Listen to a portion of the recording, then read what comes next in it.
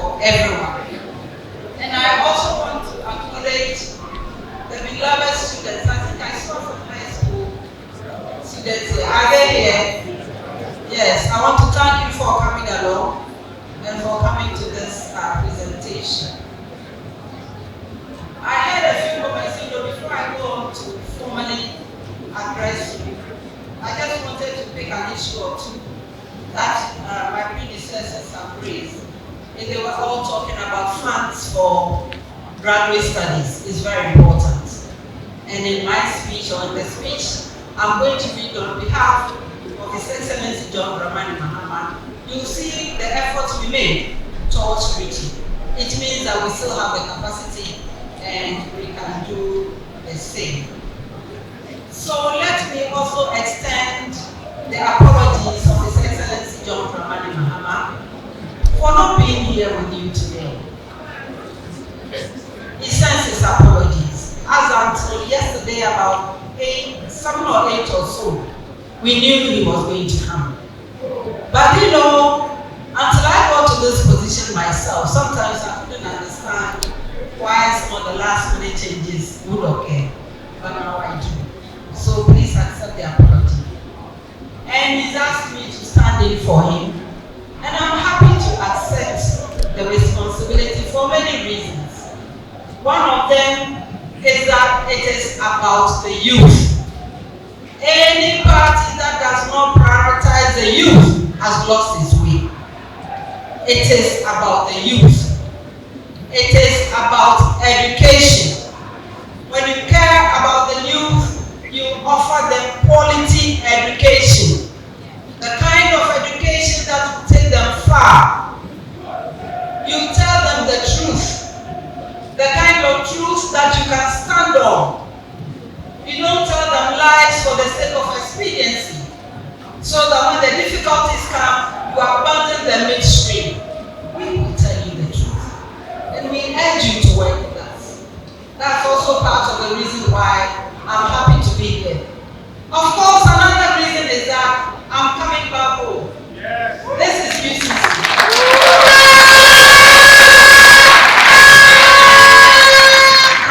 I'm noticing the name. It is still the new lecture examination center. So it's still the new one. We all know the history. When we decided we will no longer have graduation outside in the heat of the sun. When parents have traveled long distances, and therefore we must build something for the parents to sit, for the students to sit, and we completed the auditorium of the School of Medical Sciences. So many more people could also sit there and have screens, because their children have done well, and we don't think parents should be sitting in the sun or sitting in the rain. And I'm happy that it's all about showing respect, it's all about acknowledging effort. And I'm very happy to be here today, back at UCC, back where I've spent all my life, and back where so many things have happened. I want to commend UCC again for all the glories you are chalking. It doesn't surprise some of us. We knew that if we put the emphasis on research, so you see why I'm always passionate about research. If we put the emphasis on research, the university can fly. And I'm glad you are in flight. Keep flying, because there's so much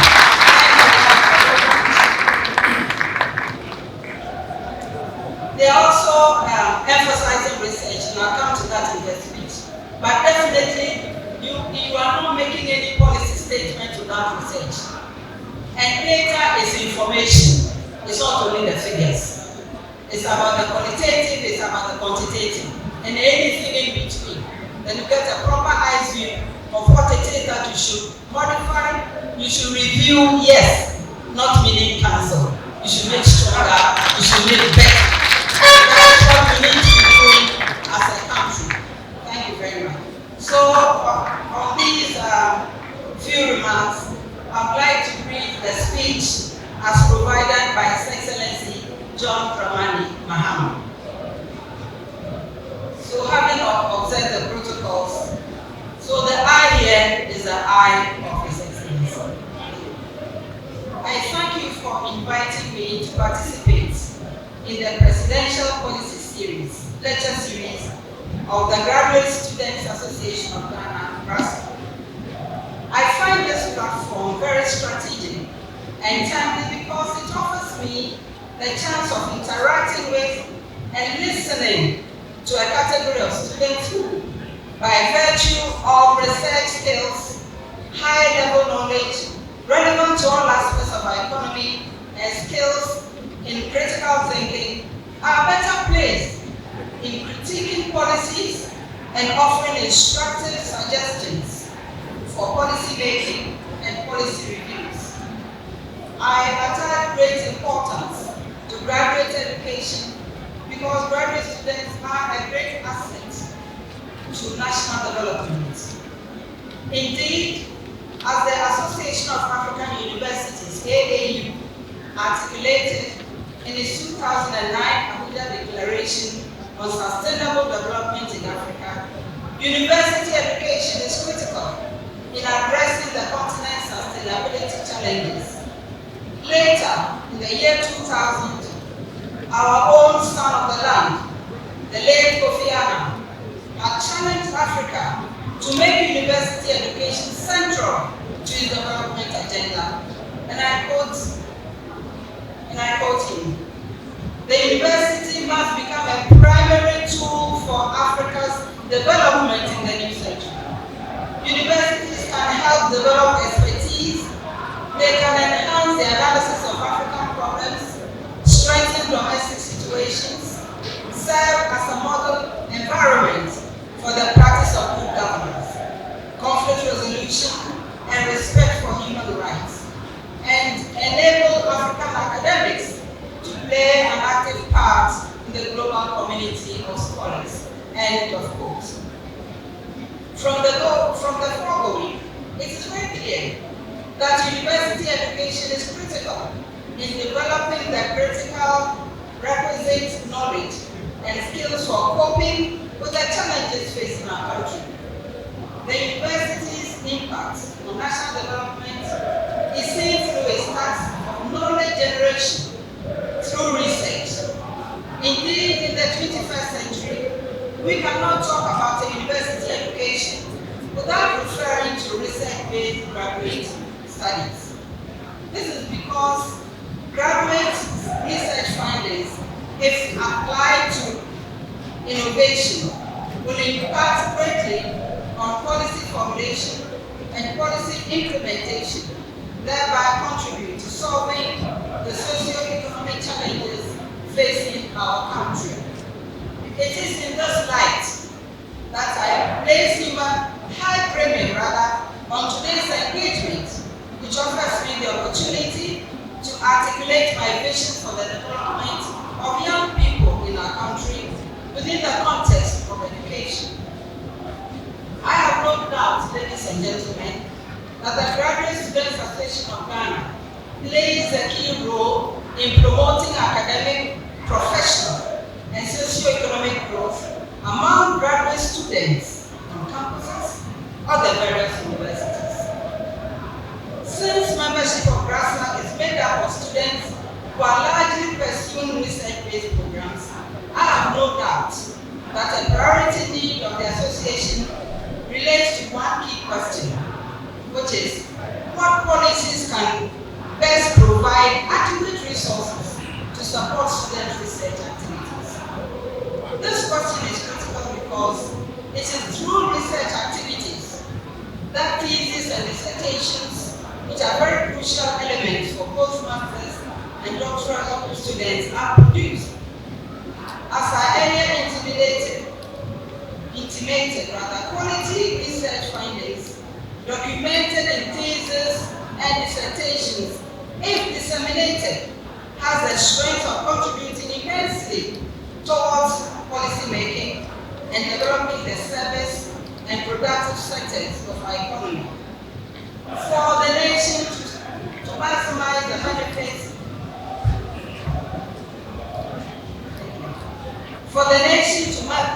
the benefits of graduate research, therefore, it is important that an innovation index research culture is promoted in our universities. This can be possible if the universities, Grasag leading the way, and the government collaborate in providing requisite informational, mentoring, administrative, and resource support for students. The Center for this support is resource, which has policy implications in terms of supporting universities and other tertiary institutions to expand facilities for research. It is against the important role by research in national development and the need to create a sustained resource base to support research in our universities that, as former president, I provided leadership through the Ministry of Education to initiate a bill in Parliament for the establishment of a national research fund. Largely, the bill sought to help researchers, including young lecturers especially, research fellows and graduate students too, in our universities, to access adequate research funding opportunities to build their capacities in research grant proposal writing too. Unfortunately, the bill was received with partisan propaganda, and the rationale behind it twisted and misrepresented as a move to scrap the book and research fund. In fact, I remember some people went to town to say that we had scrapped it, but we never did. Now you see where we are. Now you see our life. Notwithstanding that, the NDC government under my leadership had not issued any policy statements on scrapping the book and research allowance. And indeed, by 2016, book and research allowances had been paid to beneficiaries. Even though this had been done, the NPP took advantage of the National Research Bill being introduced in an election year and championed the campaign against it. Ironically, when the NPP took over the leadership in 2017, they pursued the very bill they had demonized in 2016 and got it passed by Parliament as the National Research Fund Act. Nevertheless, the NDC is still committed to the National Research Fund and will ensure that it becomes operational when we are voted back to office.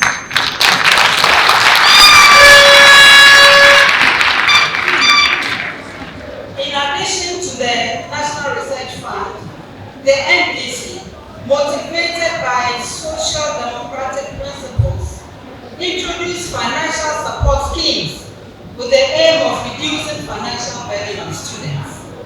It did so by extending the student loan scheme to cover students in all tertiary institutions and increase the amount.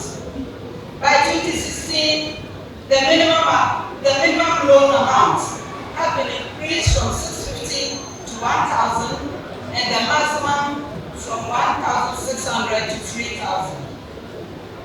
The NDC will continue to put in measures that will ensure that students are able to access the loan early enough before the government is done. Also, we offered approximately 1,130 scholarships to students to pursue graduate studies unavailable in the country, such as specializations in health, medicine, and other health specializations abroad. Let me emphasize that quality research among faculty and graduate students cannot be promoted to meet the policy needs of our country when universities lack adequate research or resources to support research initiatives. Hence, the NDC, while the government, commenced an initiative geared towards increasing the capacity of tertiary institutions across the country. The initiative led to the establishment of the University of Energy and Natural Resources in the Bono region and a new and permanent campus for the University of Health and Allied Sciences in the Volta region, and commenced arrangements for the establishment of of UHA School of Pharmacy in Cape Town. We also converted polytechnics to technical universities and caused Parliament to pass the University of Environment and Sustainable Development Act, which led to the establishment of a university in Somia and a presidential charter granted to Central University to operate as a university. And in 2025, the NDC will continue with its facility expansion agenda by ensuring that satellite campuses in existing universities based on proximity and program relevance will gradually be established in the newly created regions. I hope we are paying attention. In teacher education, we passed the Colleges of Education Act to upgrade teacher training colleges to tertiary institutions and went on to abolish the quota system in the Colleges of Education to allow the colleges to admit to full capacity. By so doing, reduce the number of untrained teachers and be able to offer quality education to the very young people in our country. By 2016, when we left office, enrollment in the colleges of education had increased by 63.8%, thereby reducing the trained teacher deficit in our basic schools. Related to this, we reviewed operations of the Student Loan Trust Fund to allow teacher trainees to access the fund like their counterparts in the universities and other tertiary institutions. The training allowance was not abolished. Teacher trainees had the option to take the loans or the teacher training allowance, and as in 2016, many people understanding the implications of what they were doing, we had over 7,100 teacher trainees which had accessed the fund. Like the Research National Fund, however, NPP twisted and misrepresented the rationale for the introduction of the student loan for political advantage and promised to restore the teacher training allowance when voted into power. You and I know the issue, and we know the practice. The restoration promise was held by many students on campuses of colleges of education. Though the NPP successfully restored the teacher training allowances, its implementation has been challenging. By 2022, for instance, the government had defaulted payments for about 7 months, with the Teacher Training Association of Ghana, TTAG, expressing deep concern about how the delayed payments was compounding the economic challenges facing trainees across the country. When Ghanaians give us the leadership mantle in 2024, and I hope and I pray you will, or you will not. We shall continue to provide teacher trainees options, and they will begin to feel, or they will continue to feel their own status as tertiary students and no longer glorified secondary school teachers or trainers. Ladies and gentlemen, the other issue I'm sure Grasag members will be interested in is the NDC's policy on the teacher licensing exam. In 2014, under my leadership, the Ministry of Education introduced a policy on teacher professional development and management, leading to the commencement of a process of teacher professionalism and licensing. This was based on the premise that it takes both content and practice to build a professional teacher and enhance teacher professionalism. Our model sought to provide a provisional license to all qualified graduates of colleges of education to practice, not as national service persons or national service allowance. act as professional teachers on salaries. On assumption of office in 2017, again, the NPP introduced a paper and pencil mode of professional licensing, which requires all graduates of colleges of education to be subjected to a 6-hour written exam on grade level professional pedagogy for 2 hours, multiple subjects, that is content and several subjects specialization, another 2 hours, and general professional knowledge 2 hours. Based on this 6-hour exam, a teacher's level of professionalism is completely determined.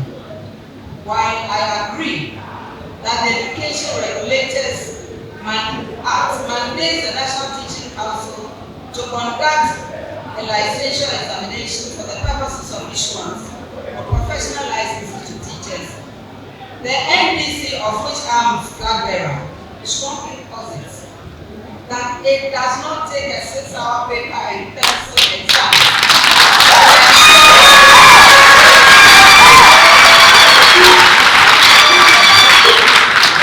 In this light, the NBC will initiate processes towards cancellation of the post-college teacher license.